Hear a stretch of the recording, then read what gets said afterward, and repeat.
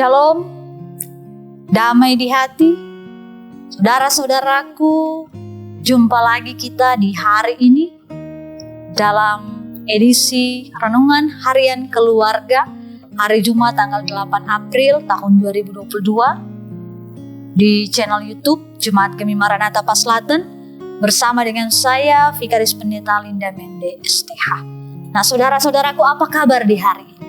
Tentunya kita semua selalu ada dalam keadaan tubuh yang sehat, kuat, dan diberkati. Bahkan juga harus ada sukacita di tengah-tengah kehidupan kita, di tengah-tengah kita mengawali hari-hari kehidupan kita harus ada sukacita.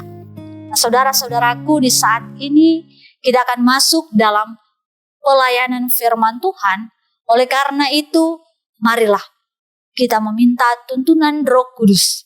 Kita berdoa.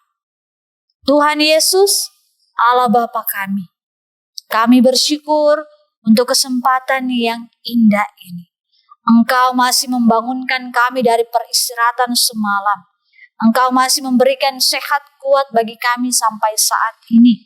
Sehingga Tuhan Yesus, kami dalam mengawali akan hari kami di sepanjang hari ini, kami ada dalam satu persekutuan beribadah. Di saat ini Tuhan, kami akan membaca dan merenungkan firman-Mu. Kiranya Tuhan Yesus, Engkau memberikan hikmat kebijaksanaan kepada kami, sehingga kami boleh mengerti dan memahami firman-Mu. Bahkan juga kami dapat memberlakukan firman itu di tengah-tengah kehidupan kami sebagai umat yang percaya. Tuhan Yesus, berfirmanlah kepada kami karena kami telah siap mendengarkannya. Amin. Saudara-saudaraku, marilah kita membaca firman Tuhan dalam perjanjian baru dalam Markus pasal 15 ayat yang ke-11. Dan beginilah firman Tuhan. Tetapi imam-imam kepala menghasut orang banyak untuk meminta supaya Barabaslah yang dibebaskannya bagi mereka. Demikian firman Tuhan. Saudara-saudara yang dikasihi dan diberkati Tuhan kita Yesus Kristus, ada salam dalam kasih Tuhan kita Yesus Kristus. Shalom, damai di hati. Nah, saudara-saudaraku, tema perenungan kita di hari ini yaitu provokator berjubah spiritual. Nah, saudara-saudaraku, dalam kehidupan kita setiap hari pasti ada hal yang tidak berjalan sesuai dengan keinginan dan rencana atau planning yang kita buat. Dan kadangkala ketika hal-hal itu tidak bisa kita dapatkan, maka akan ada kekecewaan. Dan semua kita manusia pasti merasakan hal yang sama mengenai hal tersebut. Dan itu benar manusiawi. Namun saudara-saudaraku, kadangkala kita lupa bahwa ketika ketidakpuasan kita itu berujung pada kekecewaan yang menyisakan atau menimbulkan akar pahit di dalam hati seseorang, maka itu sangat-sangat berbahaya dan akan berujung pada perselisihan, perpecahan, dan kehancuran. Kenapa demikian? Karena dari situlah cikal bakal seseorang dapat menjadi provokator di tengah-tengah keberadaan keluarga, gereja, dan masyarakat. Nah, saudara-saudara yang dikasihi dan diberkati Tuhan, ketika kita berbicara mengenai provokator, artinya bahwa ada seseorang yang telah berperilaku negatif dengan mempengaruhi orang lain untuk mendukung ketidakbenaran atau ketidakpuasan dari orang tersebut.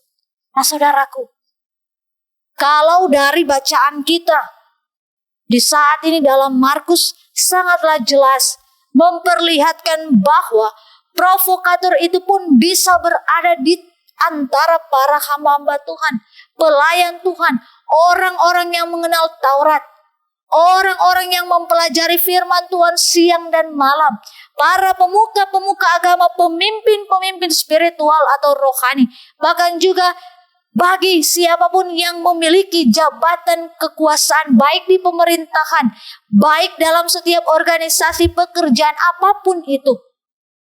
Mereka pun bisa menjadi duri dalam kepelayanan dan dalam pekerjaan yang ada. Saudaraku, kenapa bisa terjadi demikian? Itu semua karena ada iri dan kedengkian yang telah berakar di dalam hati saudara-saudara. Sehingga hal ini sangat mempengaruhi kehidupan kita. Baik dalam lingkungan pelayanan gereja, baik dalam lingkungan pekerjaan, masyarakat, umat yang ada. Dan lewat pola pelayanan yang ada dalam pemikiran mereka sebagai para pemuka-pemuka agama, orang-orang yang mengenal Taurat, orang-orang yang mempelajari firman Tuhan, para pelayan Tuhan, hamba-hamba Tuhan. Mereka bukan lagi membicarakan tentang kemuliaan nama Tuhan, melainkan untuk kesombongan diri mereka sendiri, bahwa mereka yang paling benar. Dan Injil yang mereka beritakan itulah yang benar. Dan Injil yang diberitakan oleh Yesus adalah Injil yang sesat. Itulah yang dinampakkan dari pembacaan kita di sini, di mana imam-imam kepala, ahli-ahli Taurat, para pemuka agama, mereka menghina Tuhan, memfitnah Yesus karena merasa tersaingi atas cara Yesus dalam melakukan pemberitaan Injil. Iri dan dengki, saudara-saudaraku, sangat-sangat membawa pada kehancuran dan kejatuhan. Saudara-saudaraku, semakin banyak orang yang mengikut Yesus, membuat para pemuka agama, ahli-ahli Taurat, bahkan juga mereka-mereka yang paham pada spiritual, mereka merasa tersaingi. Mereka merasa bahwa Yesus telah mengambil bagian mereka.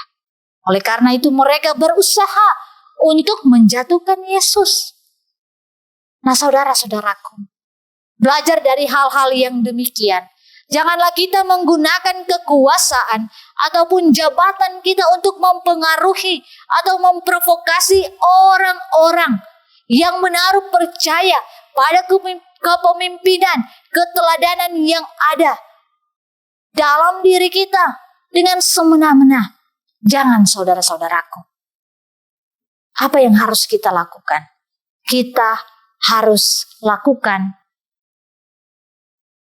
Apa yang harus kita lakukan adalah sebagai orang yang memiliki kekuasaan dan jabatan, haruslah kita melakukan hal-hal yang memberi teladan.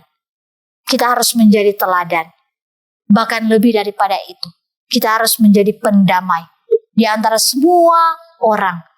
Ketika mulai ada perbedaan, ketika mulai ada perselisihan, kitalah yang menjadi penengah, pendamai di tengah-tengah keberadaan yang demikian. Bukan malah kita yang menjadi provokator, atau bukan malah kita yang lebih memprovokasi jemaat, masyarakat, umat, atau karyawan kita untuk terus hidup dalam pertikaian. Jauhkanlah itu dari kehidupan kita sebagai orang-orang yang berpengaruh, orang-orang yang memiliki power, orang-orang yang memiliki jabatan kekuasaan, baik dalam pemerintahan, baik dalam gereja, bahkan dalam pekerjaan apapun itu.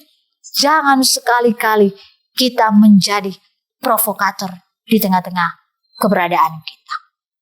Saudara-saudaraku, haruslah kita hidup dengan penuh kasih dan pengampunan, seperti yang dilakukan dan diteladankan oleh Yesus Kristus di tengah-tengah kehidupan kita sebagai umat yang percaya. Terpujilah Kristus. Amin firman Tuhan. Mari kita berdoa. Tuhan Yesus, kami bersyukur untuk hari ini, kesempatan yang Kau berikan. Kami telah merenungkan firman Tuhan, dan lewat firman ini kami diingatkan agar supaya kami sebagai orang-orang yang dipercayakan akan tugas tanggung jawab yang besar. Baik itu dalam jabatan gerejawi, baik itu dalam jabatan pemerintahan, jabatan di pekerjaan, dalam komunitas apapun. Kekuasaan yang diberikan bagi kami untuk kami lakukan dan pertanggungjawabkan sesuai dan seturut dengan firman Tuhan. Biar kiranya Tuhan, Engkau yang akan senantiasa memampukan kami semua untuk terus memberlakukan firman Tuhan di tengah-tengah kehidupan kami. Tuhan Yesus, kami sebagai hamba pelayan-Mu diingatkan, janganlah kami menjadi pemicu pertikaian di tengah-tengah kehidupan jemaat yang ada. Melainkan biarlah kami menjadi pendamai di tengah-tengah kehidupan keberadaan kami dimanapun kami pergi dan berada. Tuhan Yesus, berkati juga seluruh aktivitas kami di sepanjang hari ini. Tuhan mampukan kami dalam pekerjaan kami, usaha kerja apapun yang kami lakukan. Tuhan juga senantiasa yang akan menuntun menyertai kami. Tuhan berikan perlindungan dan penyertaan bagi kami. Bahkan lebih daripada itu Tuhan, seluruh kehidupan dan penghidupan kami hanya selalu mau pertaruhkan ke dalam tangan-Mu yang penuh kasih.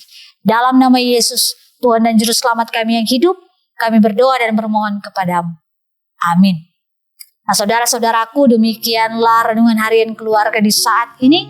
Kiranya apa yang telah disampaikan itu boleh diberlakukan di tengah-tengah kehidupan saudara-saudara. Dan juga jangan lupa untuk like, komen, dan share video-video yang ada di channel YouTube Jemaat Gemi Maranatha Paslaten.